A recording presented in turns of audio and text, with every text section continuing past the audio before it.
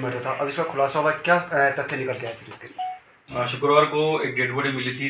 Sector number 2 331 number plot है, वहाँ पर हमें मिली थी। उसके बाद श्रीमान पुलिस अधीक्षक महोदय के निर्देशन में हमने एक स्पेशल टीम का गठन किया, जिसमें CO Bhiwadi Mukesh Chaudhary, SHO Satyanarayan, sub inspector थाना यूआईटी, थाने पर मेन जो हमारी टीम में रहे मुकेश कुमार 161, कुलवीर 285 और रामवीर।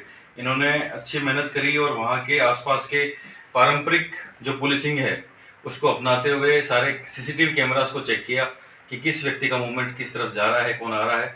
तो उन मूवमेंट को चेक करते हुए जब हमें पता चला कि यहाँ पर पड़ोस में जिसका मकान निर्माणाधीन था, उसका मकान मालिक का मूवमेंट 2-3 बार रात्रि को हुआ है, तो उससे जब हमने सख्ती से पूछताछ करी तो उसने पूरा इस मामले का खुलासा किया कि उसके द्वारा, जिसका नाम है रविंद्र शर्मा सन ऑफ कुलन लाल शर्मा, जो टेंट हाउस का कार्य करता है भिवाड़ी में, जिसका ये मकान पड़ोस में ही बन रहा था, निर्माणाधीन मकान था, उसके साथ 2 लेबर बबलू बेरवा जो नादोती गंगापुर सिटी का रहने वाला है, और दूसरा राधेश्याम बेरवा जो भी गढ़मोरा गंगापुर सिटी का रहने वाला है। तो इन तीनों ने मिलकर उस मृतक को, जिसका नाम है सत्यवान सिंह जाटव, उसको चोर समझते हुए और उसके साथ एक बांस के लकड़ी के हेल्प लेते हुए उसके सर पे वार किए। 3 से 4 वार करना, ये अभी पूछताछ में इन्होंने बताया है, स्वीकार किया है। और 3 से 4 वार करने के बाद जब वो वहाँ पर बेहोश हो गया तो इन्होंने उसको अपने मकान से पास वाले खाली प्लॉट में इन्होंने प्लान किया कि इसको वहाँ पटक देते हैं, क्योंकि उस समय इनको लगा था कि ये अभी मरा नहीं है और ये बेहोश अवस्था में है। चूंकि वो शराब पिया हुआ था, क्योंकि वहाँ पर 2 शराब के पौवे भी ये बता रहे हैं कि वो पी के वहाँ पर खाली पौवे थे जो इन्होंने वहाँ से फेंक दिए कहीं बाहर की तरफ, जो इन्वेस्टिगेशन में हम उनको भी जब्त करेंगे। और उसके बाद इन्होंने सुबह भी उसको चेक किया। मकान मालिक ने 5 साढ़े 5 बजे बता रहा है कि मैंने जाके एक बार चेक किया कि वो वहाँ से गया है कि नहीं, लेकिन वो वहाँ से नहीं गया था। तो ये वापस अपने तीनों अपने अपने घर जाकर सो जाते हैं। इनको ये अंदेशा होता है कि इसे बेहोश है, ये इसकी डेथ नहीं हुई। लेकिन मॉर्निंग में जब आस पड़ोसी देखते हैं कि वहाँ पर डेड बॉडी पड़ी हुई है, इस संबंध में वो थाने पर अवगत कराते हैं। थाने पर फोन आने के बाद हमारी जब टीम सर्च करती है तो वो डेड बॉडी वहाँ होती है। तब ये व्यक्ति भी वहाँ पर भीड़ में शामिल हो जाता है और पुलिस को उसके बाद भी गुमराह करता है, ये नहीं बताता कि किस तरीके की घटना हुई थी।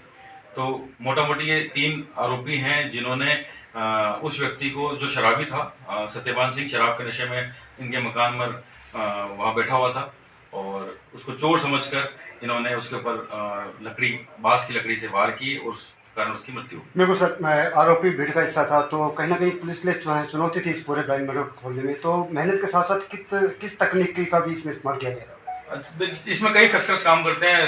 जब ये घटना हुई थी तो हमारे एसपी साहब सुश्री जस्टा मैत्री ने बड़ा तुरंत निर्णय लेते हुए कहा कि आप सभी एक बार इसको मौका देखिए। हमने कई जो हमारी स्पेशल टीम्स है, जिसमें एमओबी होती है, एफएसएल टीम्स होती है, हमारे डीएसटी की टीम्स, इसके अलावा थाने पर जो हमारी उपलब्ध स्पेशल टीम्स है, उन सब की सहयोग लेते हुए साइबर सेल का भी हमने उपयोग लिया है यहाँ पर। लेकिन चूंकि जो मृतक है वो मोबाइल उपयोग में नहीं लेता था, तो काफ़ी चीज़ें हमारे लिए और भी कठिन हो जाती है कि हम किसी मामले को किस तरह से ट्रेस आउट करें।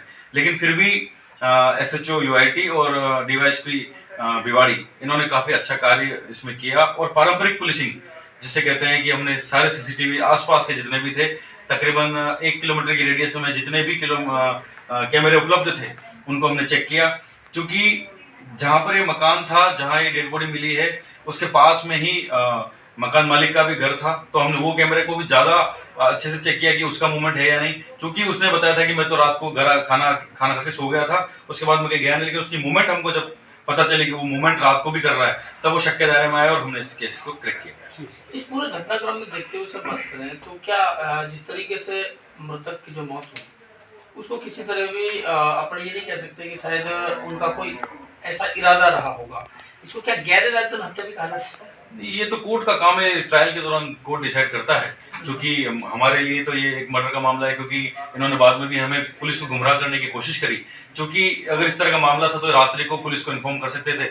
ये रविंद्र शर्मा जो एक पढ़ा लिखा व्यक्ति है, बताता है कि मैं 11th पास हूँ, तो इतना तो एक बेसिक सा नॉलेज है कि आप अगर आपके घर में कोई चोर आ गया या आपको चोरी के इस तरह के अपराध की सूचना है या कोई संदिग्ध व्यक्ति भी आपको दिखता है, तो आप पुलिस को इन्फॉर्म करें। चूंकि हमारी रात्रि को गश्त चलती है, कंट्रोल रूम हमारा एक्टिवेटेड रहता है, तो आप पुलिस को इन्फॉर्म कर सकते हैं और आप इस तरह के व्यक्ति को पकड़वा सकते हैं। क्योंकि इन्होंने खुद ही कानून अपने हाथ में लिया है, तो इस तरह से हमारे लिए तो ये हत्या का ही मामला है। भिवाड़ी एक बड़ा शहर है, इस तरह की जो गतिविधियां हैं नॉर्मल अमूमन हर जगह लगभग होती है, तो ऐसी स्थिति में जो आम लोग हैं इस घटना से क्या सबक है, क्या आप संदेश देना चाहेंगे?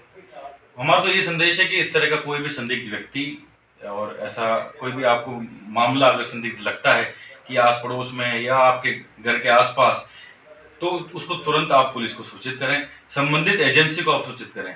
कानून को हाथ में लेना, आवेश में आकर कोई अपराध करने से आप दूर रहें, क्योंकि हम भी जब इन मामलों को देखते हैं तो लोग आवेश में आके इस तरह का अपराध कर जाते हैं, जो कि उनका इंटेंशन मर्डर का नहीं होता, लेकिन एक गुस्से में आपसी झगड़े में कई बार हमने ये भी देखा है कि लोग आपस में पार्किंग को लेकर विवाद करते हैं, पड़ोसी आपस में विवाद करते हैं। तो ऐसे विवादों से दूर रहें, आपस में सामंजस्यता और सौहार्द बना के रखें। आने वाले समय में चुनाव भी हैं, तो मेरी ये अपील भी रहेगी कि सभी लोग अपना अपना जो चुनाव में आचार संहिता का पालन करते हुए और अपना कार्य करें। संदिग्ध व्यक्ति या संदिग्ध ऐसी कोई घटना है इसके संबंध में तुरंत संबंधित एजेंसी, पुलिस या पुलिस कंट्रोल रूम को तुरंत सूचित कराएं।